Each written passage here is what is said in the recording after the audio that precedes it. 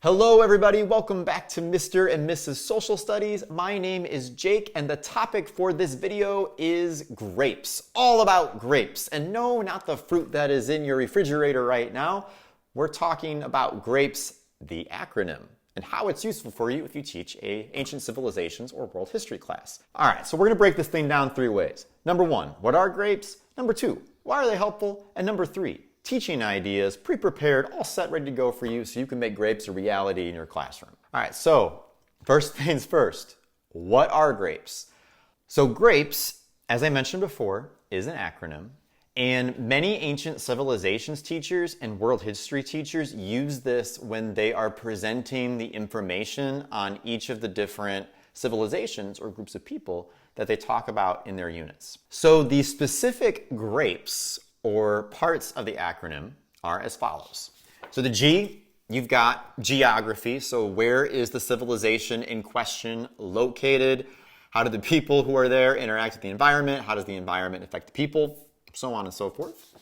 The R stands for religion. So what is the belief system of the particular civilization in question, or belief systems, and how do they work with that? How does that shape their culture? The A stands for achievements. So what are some of the innovations or inventions or accomplishments of the civilization that the unit is all about, whether it's in science, math, writing, architecture, you name it. It could be anything. P stands for politics. So what was the type of government system that was used in the civilization? What were some of their laws? How did they organize their laws? So on and so forth. The E stands for economics. So what was the economy of the civilization built around? Were they a trading civilization? Were they primarily based on agriculture? Maybe you talk about their type of currency or money that they have when you get to that point in history. And then S stands for society. Now, many people who use grapes, they talk about social structure, and we do include the social hierarchy in our society section, but society is also so much more than that. So who are some of the famous people that are in the civilization that maybe don't necessarily directly relate to politics or religion? Or how is the society organized? Or looking at, well, why does this inequity in the society exist in the first place? Unfortunately, we see a lot of that throughout history, particularly in ancient times. So really diving deep onto that and doing more than just saying, hey, this group of people is the most powerful, this group of people is the least powerful, so on and so forth. So those are the 6 different grapes. So why should you honestly care about this?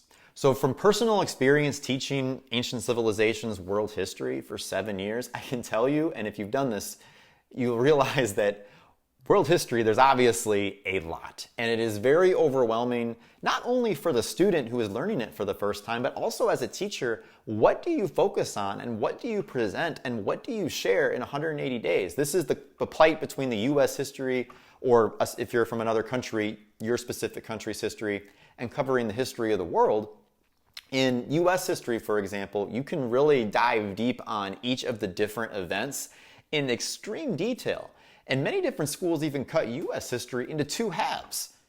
World history oftentimes only gets 1 year, whether you're looking at it at middle school or looking at it at high school, and you have to cover the history of the world, which you're obviously not going to cover everything because you can't possibly do that and do justice to each of the groups of people that you're analyzing and that you're looking at. Grapes more so lines up hand in hand with what a world history class at the middle school level or high school level has to be, and that is really focusing on the major themes or the major ideas, the major contributions that each of these civilizations have had in turn in the overall human story. So looking at connections across geography, across governments, across religions, and other big themes over time. Grapes plays right into that. It can help you figure out what specifically to emphasize if you've only got a few weeks to cover the ancient Egyptians or ancient Chinese, ancient Greeks, whoever it might be, and make sure that you're getting those big picture ideas across, since that's really all you have time to do if you're trying to focus on several different groups of people over time.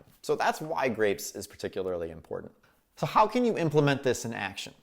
Well, in addition to the posters that I showed you here, we've also got a one-page poster that includes each of the different grapes and all of the different definitions on our Mr. and Mrs. Social Studies store on Teachers Pay Teachers, as well as these one-page posters. So we've got a couple other additional activities. So what we also have is a grape slideshow, which breaks down each of the grapes by definition, like I just did here, but it also gives examples of each of the different grapes. So beyond just the definition of geography, well, geography includes climate, geography includes location, geography includes human environment interaction. And so our slideshow showcases that for geography and for religion. So what are some of the example religions that are practiced today? Christianity, Islam, Judaism, Hinduism, Buddhism. What were some of the other major world religions that happened in the past? And you can go through each of the different grapes and break down some of the overarching ideas that fit into those different categories.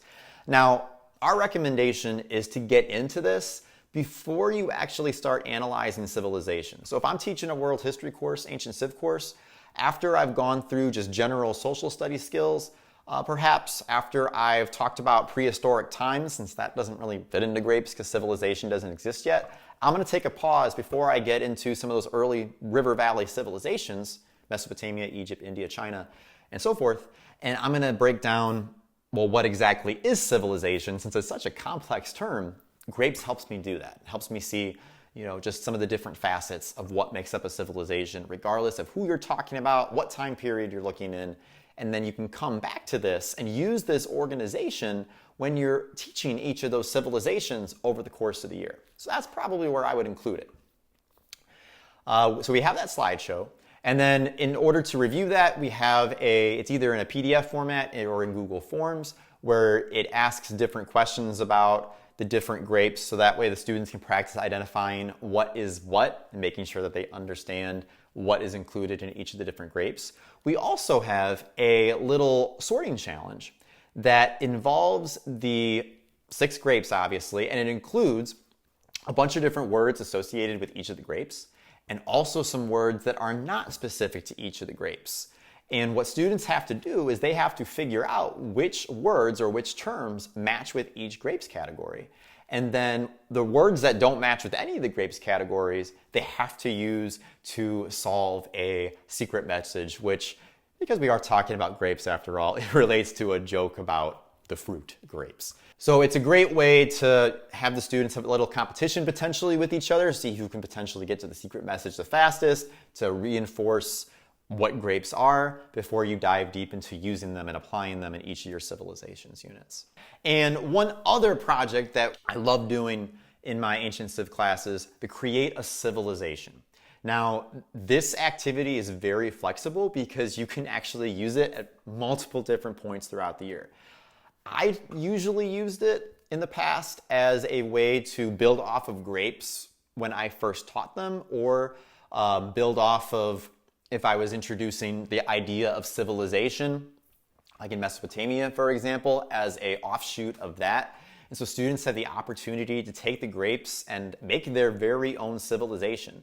So they have to figure out, okay, so for example, politics, I have to decide what type of government I want in my civilization. Do I want a democracy? Do I want to be a dictatorship and have all the power and crown myself the ruler?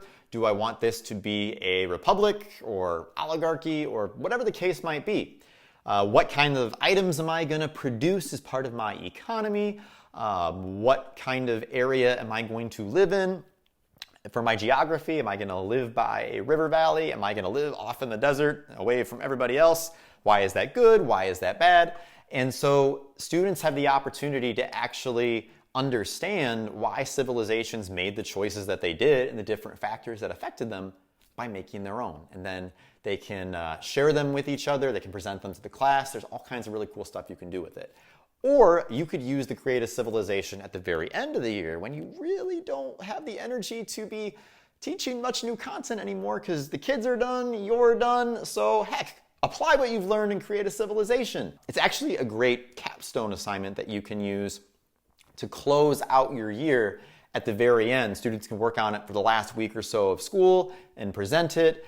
And there's just a really great way to wrap up and emphasize some of the core ideas of the class because you emphasize grapes throughout the entire year. So you can use it a bunch of different ways. Hopefully you have a better understanding of what grapes are after watching this video. If you are just finding us for the first time, welcome. We hope that you stick around. Feel free to like the video down below and subscribe and hit that notification bell. Don't worry, it's not going to hurt you. So if you are interested in any of the products that we talked about in this video, please check out the links that are below.